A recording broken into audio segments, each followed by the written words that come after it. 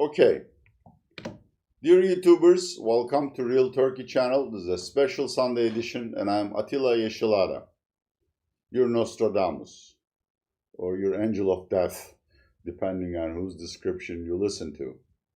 Today we're going to talk about two new realities in Turkish economics and, to a certain extent, in Turkish politics as well. These are going to change the topography of Turkish economy and the politics significantly in a relatively short time, say at most in 2 months. What are these two new realities? Well, the first is a scandal that has been brewing for a while, which is that our Ministry of Health underreports daily new corona patient cases. As of Saturday, the Ministry of Health reported 1,175 new cases or so, but several medical authorities have revolted openly. The chairman of the Turkish Medical Association, Dr. Adi Yaman, said in at least 7 provinces, new cases are 10 times higher than those indicated in the official tally. I don't want to bother you with Turkish names, but other Turkish medical authorities have also joined. Let me show you something. This is PA Turkey, the English language news site, news portal that reports the political and economic events in Turkey. And at the left hand of the screen, you will see corona denial mars efforts to combat epidemic. There, I provide sufficient proof or evidence that the cases are actually underreported. I would think, based on what I've read in reliable literature, that the actual cases are somewhere between 3,000 to 5,000 per day. And that would put us roughly at par with Russia, Mexico, and India.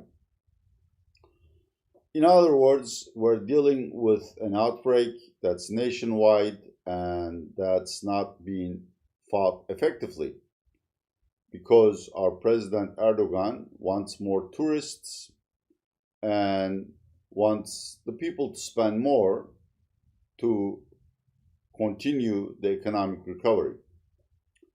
Unfortunately, this is very unlikely to happen, simply because the truth is out. Turkish people, I read a survey today, no longer exclusively listen to the mainstream media that's controlled by AKP. In fact, those who watch pro-AKP and anti-AKP channels are evenly distributed at 39%. Now, these are the people who watch TV. Those who use social media as their main source of information are mostly those who are skeptical about the views expressed by pro-AKP press. Therefore, they are more likely to hear that Turkey's COVID-19 cases are perhaps 1 magnitude higher than that's being reported by the Ministry of Health. Why is that important? Well, obviously, it's a human drama. I mean, God forbid that any of you catch coronavirus. Apparently, even those who heal exhibit long-term symptoms, strange long-term symptoms. But more importantly, I was just reading Bloomberg and Financial Times. In every country, but in particular in the United States, rising cases lead to what I call voluntary lockdowns. Health-conscious people, perhaps elder people or people like me who are hypochondriacs, refuse to go out even though there are no restrictions. They inadvertently reduce their consumption, increase their savings because the future has become more uncertain. 2, they reroute their private consumption. Instead of visiting shopping centers or going out to dine or to a movie theater, they stay at home. This is why FANG stocks are going through the roof while the rest of the S&P 500 is going nowhere fast. The same thing is going to happen in Turkey. It is probably already happening in Turkey, because today I read a statement by the Shopping Mall Owners and Operators Association, who says he's afraid that they will have to close most of the shopping malls soon because footfall is very low. So the coronavirus and the changing perception about its severity and geographical distribution is a new reality. It is only now dawning on an increasing number of citizens that we have a serious COVID-19 problem. And their subjective estimate of being infected is rising by the day. As a result, they will reduce consumption. This is one reason why Turkish economy, which has recovered, well, at a fairly good pace until July, is very likely to slow down once again as of August. On top of that, Europe remains very reluctant to send tourists to Turkey. If you're a Turk watching this broadcast in English, or someone who watches Turkey closely for other reasons, you would know that one of our main tourism sources, Germany, has lifted restrictions for 4 cities. But there's a fly in the ointment. If a German citizen visits Turkey, he or she will have to undergo a corona test, and if it's positive, she will be quarantined in Turkey for 14 days. Put yourself in that person's position. Knowing that situation, would you visit a strange country? I wouldn't go anywhere. I would stay at home. So tourism is going to have less of a positive impact on the Turkish economy than we had thought 15 days ago. And that's part of the COVID reality. So that's the second reason why Turkish economy will have to slow down. The second reality is a much weaker currency, which signals that Turkey is approaching a balance of payments crisis. That's a situation where the country doesn't have enough foreign exchange reserves to buy goods and services from abroad or to redeem its maturing foreign debt. Balance of payments crisis. We're not there, don't misunderstand me. Now, the dollar-Turkish lira pair have been implicitly or de facto fixed at a level, at an exchange rate of 685, 686. But that wasn't the true value of Turkish lira vis-a-vis the dollar. The artificial calm in the exchange rate, in the currency exchange market, was secured by central bank instructing state banks to sell very large amounts of foreign currency intervention. In Turkey, we call this backdoor currency intervention. The amount of how much state banks have spent on behalf of the Central Bank of Turkey differs from source to source, but over a year, the sum might be an eye-catching or eye-popping 60 to 80 billion American dollars. That has, of course, exhausted central banks' reserves to the extent that it no longer has any foreign currency that it owns.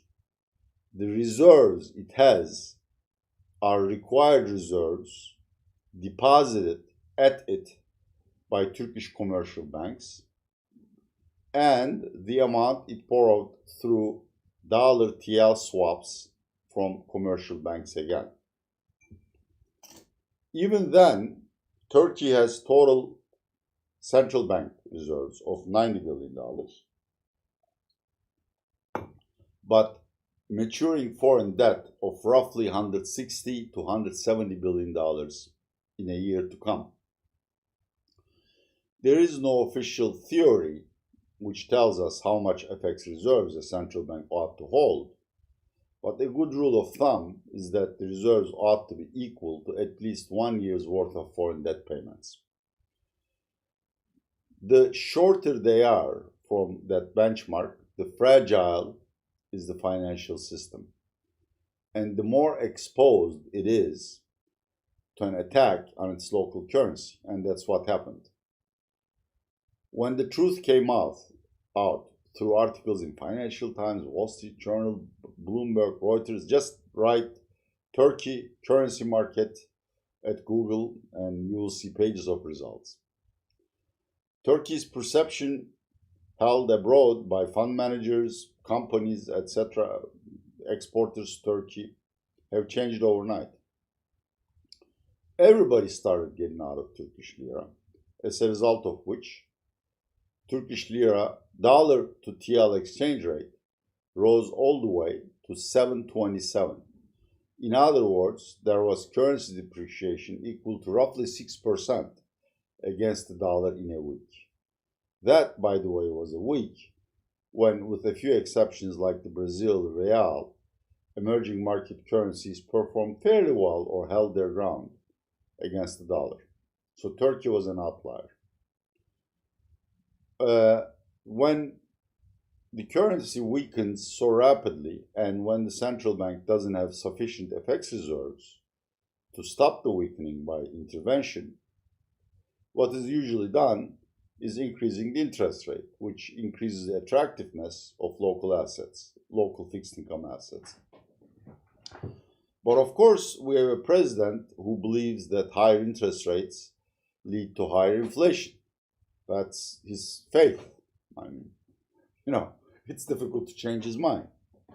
So instead of an official increase in the central bank policy rate, central bank resorted to backdoor rate increases. It reduced the amount of OMO, open market operations, that is the amount it lent to banks, and it uses several different facilities to do so. In some of those, the cost of lending to the banks were raised, as a result of which, effectively, the policy rate rose from 8.25% to 9.75%. Soon, central bank will resort to another facility to lend to banks called the late liquidity window, where the interest rate is 11.25%. So, within a week, to combat currency weakness, the central bank will have raised interest rate by 300 basis points. Is that enough? No. Why? Because the going rate of inflation, CPI, is 12%. And today I read a Metropole survey which shows, again, I'm not very good with numbers. If I misquote the numbers, I apologize beforehand to Metropole. But roughly 50% of those who were surveyed don't believe Turkstat inflation data. They think inflation is towards 20% rather than 12, or at least 30% think it is something like 30%. So, if you assume that the average Turk on the street, Aisha or Deniz, thinks inflation is 20%, raising interest rates from 8.25 to 11.25% is going to make only a marginal difference. Therefore, I expect the volatility and the upward trend in dollar-TL exchange rate to prevail this week. How high will the dollar go against the Turkish lira? That's a calculation way beyond my skills or the remaining neurons in my brain. But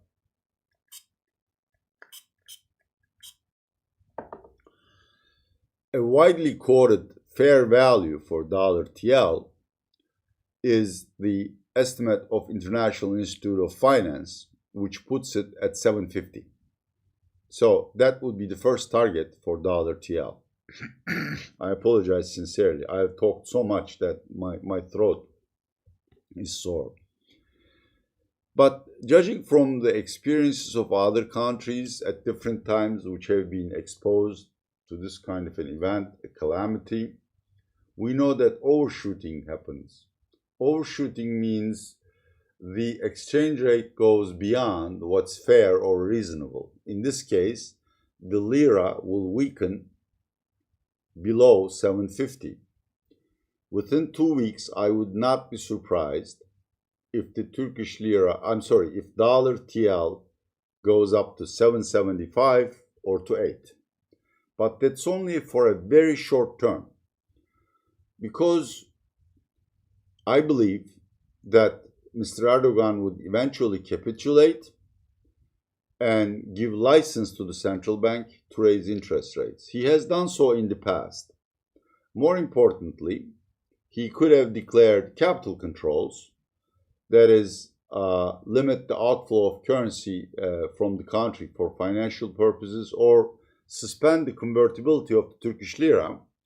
But he didn't do any of those, which means that he understands that that method of dealing with currency weakness is extremely damaging to his party, to his regime, or to the Turkish people. So these are out of question.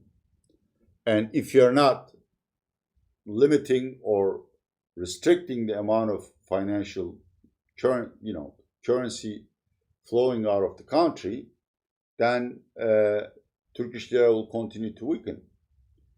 Even if Turkish residents, savers, don't buy any more hard currency or gold, which is priced in hard currency, of course, there will be no foreign inflows. Simply because the problem is not currency weakness, but the person who caused it, and that's our finance and treasury minister, Mr. Berat Albayrak.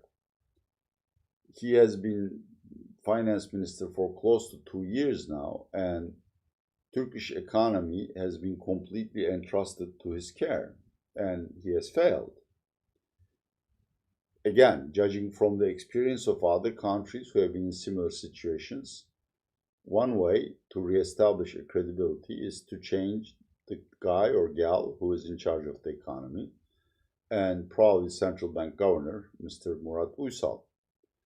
That, and appointing instead of them people known to be pro-market, pro-rule, and pro-transparency. That would immediately bring back foreign capital into Turkey and stabilize the lira. But even though I believe at the end Mr. Erdogan would do both of these things, I'm not so sure about the timing. I'm afraid he will persevere with the current personnel and in the current course of policy until dollar TL reaches, say, 8, and perhaps Turkish savers queue in front of banks to withdraw their savings. But I don't want to make a short story long. Oh boy. We had a brownout for a second, but I have a generator. So we're back in business, I believe. If we're not back in business, my producer will give me a call so I don't waste my voice. But we're in business. Okay, so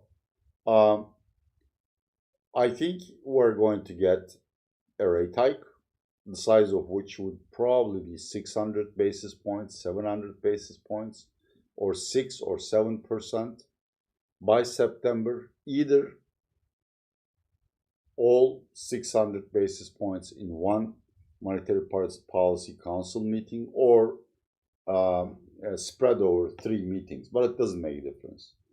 Once Erdogan does that and reshuffles the economy team, Turkey will go back to normal. That is, the lira will stabilize, and the dollar will fall sharply against the Turkish lira.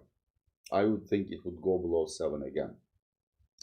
But of course, there's a price to be paid, and that would be the recession.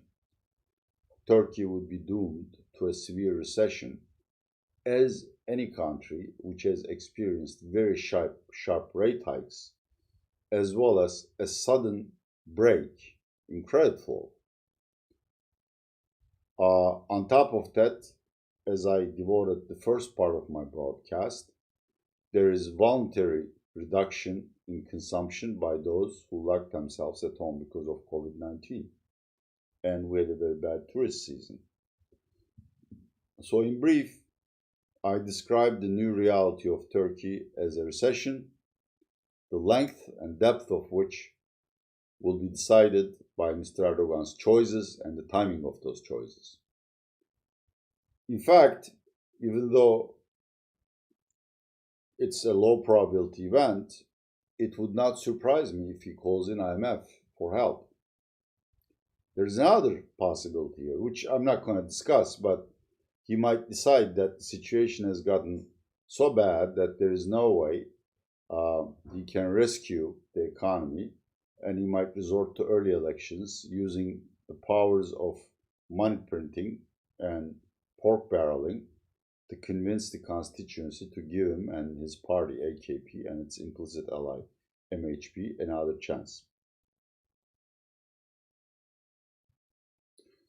Okay, that wasn't me stopping, that was my Wi-Fi device failing momentarily, but as I understand, it's back now. At the end, this is what I mean by a new topography. Instead of a good portion of economists, both Turkish and foreign, hoping for a relatively quick recovery, we now have people betting on recession. Instead of the worldwide belief that the Turkish health system has passed the COVID test successfully, in fact, with flying colors, the new perception will be a country suffering under the strain of a massive outbreak, which is probably comparable to Mexico or Philippines, Indonesia, something like that. Russia, I don't find the data reliable, and Brazil is really in bad shape. But Turkey's position in terms of those emerging nations suffering from COVID outbreaks would rise from, say, 15, 20 to the top 5.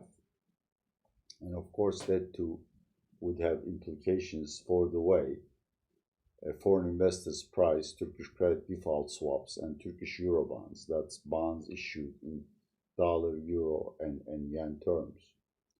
In other words, I'm being extremely pessimistic about the Turkish economy and politics for the next 2 months. But even though I consider myself a dissident and I am defined as one, I think Mr. Erdogan is rational enough to do the right thing when his back is to the wall. And within 2 months, we will see a completely different economy team, a completely different and more orthodox, that's more conventional economic policies defining the new landscape. So in the short term, I'm much more pessimistic about Turkey, but in the long term, I have seen the light at the end of the tunnel, and it doesn't look like a train. I hope I'm not wrong.